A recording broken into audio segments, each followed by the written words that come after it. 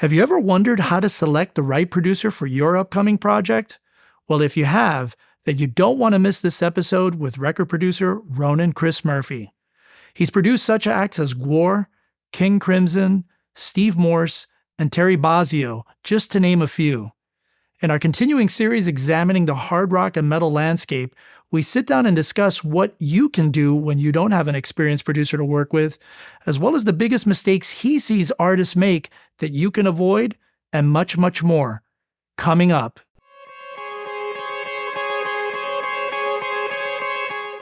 This episode of the MUBUTV Insider video series is brought to you by the Music Business Registry. The Music Business Registry is the leading music industry publisher of the most up-to-date contact information for major and independent record label A&R, music publishers, artist managers, music attorneys, music supervisors, and much, much more. The Music Business Registry is the trusted industry standard and source serving the music business community for over 30 years with the most accurate and up-to-date contact information available. Their titles include the A&R Registry, the Film and Television Music Guide, the Music Publisher Registry, and the Music Attorney Registry. All of their publications are available in PDF, CSV, or online subscription. Visit musicregistry.com and use coupon code MUBUTV10 at checkout. That's musicregistry.com, coupon code MUBUTV10. When you're ready to put your music to work, musicregistry.com. Hi, we're back here at the first annual Global Rock Summit here at the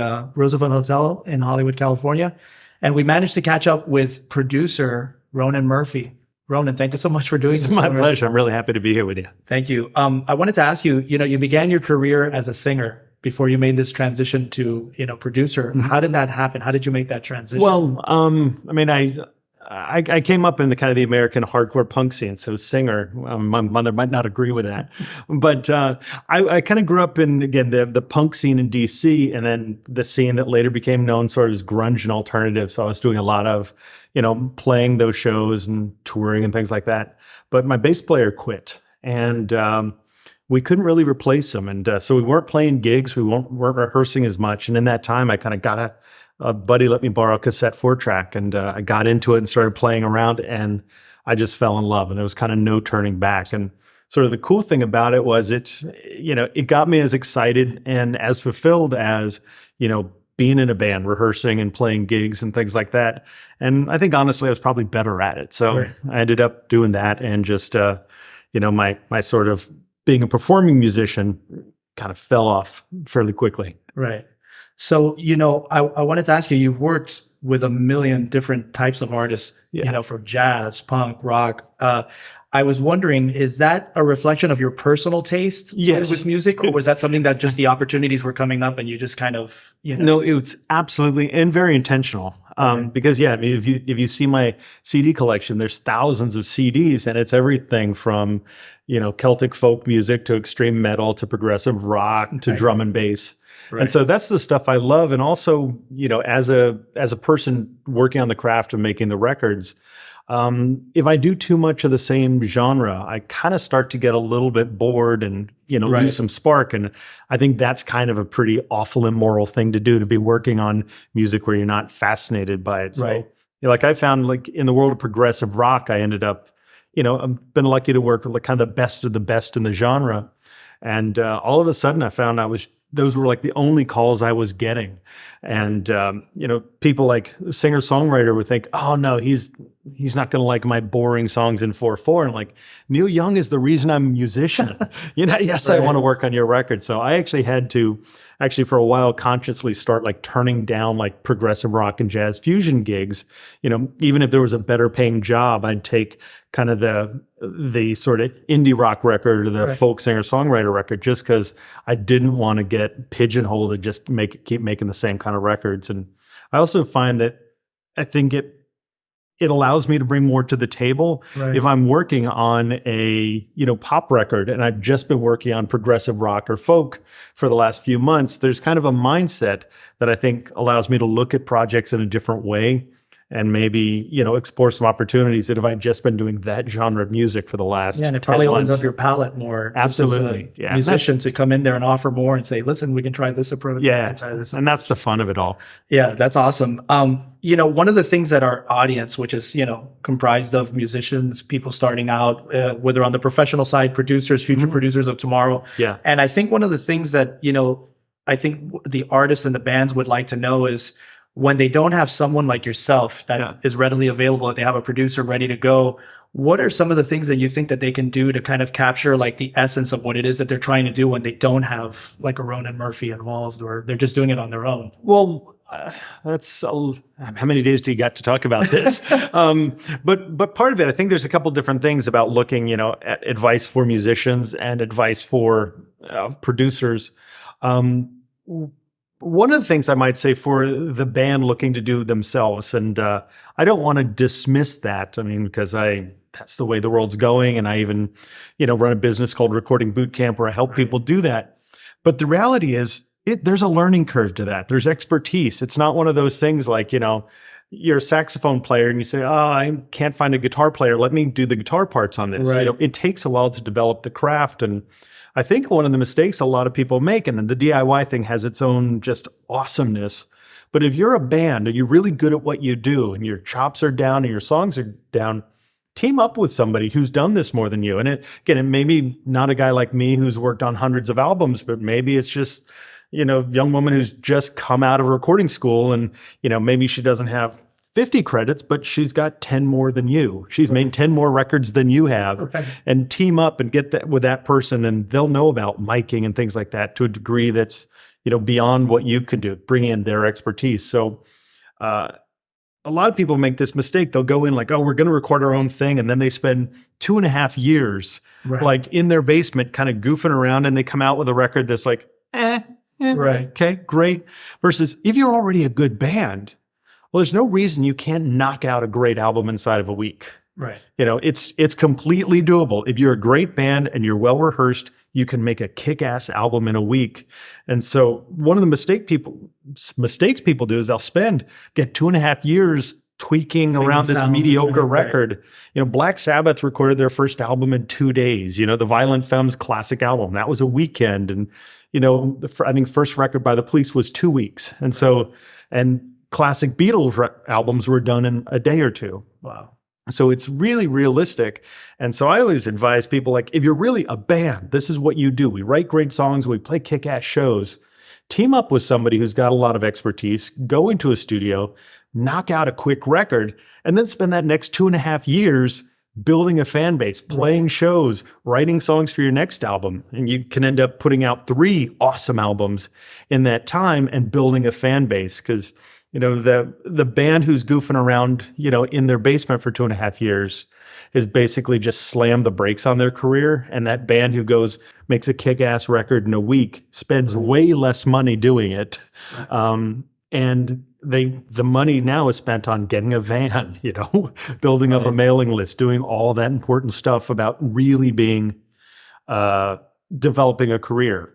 Again, if you just like goofing around in the basement and that's what you do and you don't care about doing this professionally or anything, knock yourself out. But if you're a band or a great artist, you're much better off making a fast, awesome record and getting out and being a professional artist than being a hobbyist recordist in your basement for 2.5 years. Right. And that kind of leads me to my next question. What do you think are the biggest mistakes that you see new artists today in this generation make that can be avoided both musically and creatively? Well, one of the issues is, again, like we talked about, spending too much time trying to do it DIY when it could be cheaper and better, bringing out outside help. But I think the problem is there's a list, but people just tend to make kind of lame and mediocre records. I mean, that's the problem. There's so many records that come out. And again, I'm old enough that I still think of this as records, but it's just sort of like, okay, sure. And there's not really the passion of, let's make this amazing. How can we make this different? How can we set ourselves apart? Like, how can we be awesome?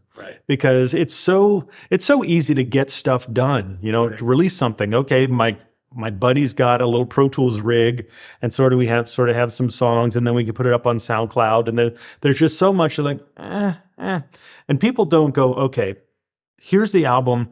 Let's look at 9 songs and how can we blow people's minds? Right. You know, how can we get that writing to just be undeniable? Or how can we look at this in a way where sonically people go, what the heck is this? Or things like that. It's just so much comes out that's just like, eh. So you're saying that for the bands to focus more on their strengths than trying to be the producer, the engineer. Yeah, but even from the producer and engineer point, like Right. if you are going to do a DIY, I mean, it's sort of just like, there is such a massive glut of mediocre out there. Right. And that's really the worst stuff because like terrible records are really fun. I mean, really, when you hear something that's just so awful, it almost brightens up your day.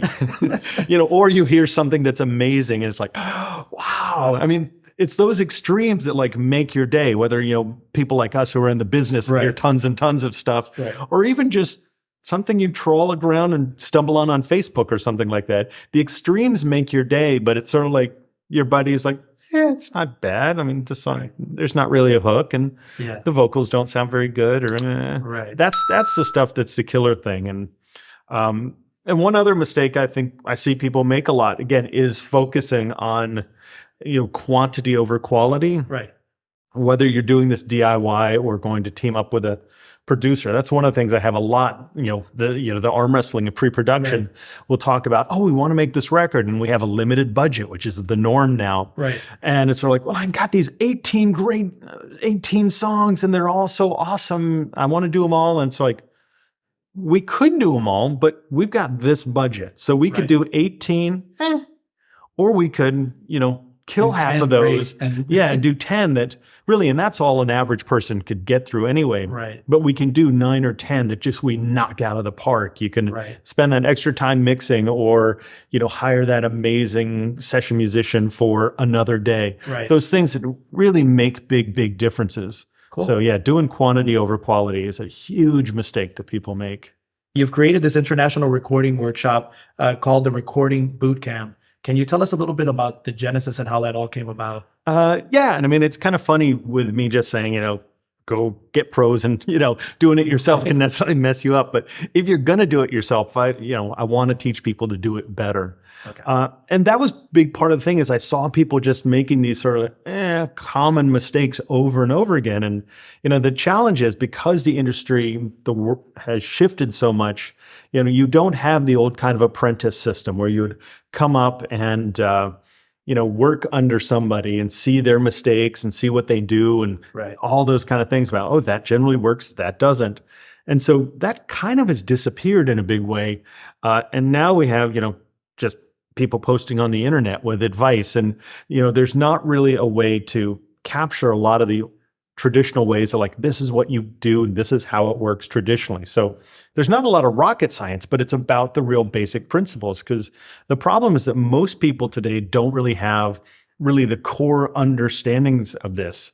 Like they don't know the equivalent of C major, you know, in terms of recording. They don't, and they've read all this other stuff about fancy jazz chords on the internet, but they don't understand C major. Right. And so we spend a lot of time really working on those fundamentals, like understanding phase, understanding compression, understanding how things work together and respond in a mix. And that sort of basic stuff, which when you've got that basic stuff, everything blows open. Because really the difference of somebody, whether it's Slayer or Radiohead or Tori Amos, isn't necessarily crazy ninja tactics. It's how they've manipulated those sort of basic core concepts. And so I started doing it probably over 10 years ago. And, you know, myself and a couple other guys kind of pioneered this sort of short, like intense recording school. I mean, the market's sort of flooded now, but you know, we were one of the first ones over a decade ago and, you know, worked out all the kinks on the way. And it's a blast. I love doing it because I hang out and talk about recording and music with my buddies when I'm not being paid for it. And, you know, we created Recording Bootcamp. It's a blast. We have so much fun doing it. And, you know, we do them around the world. We just did one in LA. The previous one is in Greece, and the next one's in North Italy. So it's this is something that's available live, not online. This is a live thing where people come in. Our main workshop is, but depending on when this comes out, in the next couple months, we won't have the exact program online, but we are actually creating a whole big series of online products that'll all be at recordingbootcamp.com. Some really great, valuable pieces of information and insights into the world of production from Ronan. So insiders, here's the question of the day. What were the most interesting aspects of Ronan's discussion with us? Was it the various genres of music and artists he's worked with? Or was it the things that you as an artist can be doing on your own when you don't have a producer? Or was it about the recording bootcamp that he runs? Or maybe it was something else that connected with you. We'd love to hear from you in the comments below. Thanks so much for watching this video. Make sure to subscribe to MUBUTV for more information on how to educate, empower, and engage your music career. You can also check out a summary of this episode and everything we talked about in the description below as well. And if you enjoyed this video, we'd really love it if you hit the like button and let us know what other kinds of videos and types of content you would want to see on our channel. Hit us up in the comments below, and we'll see you in the next video.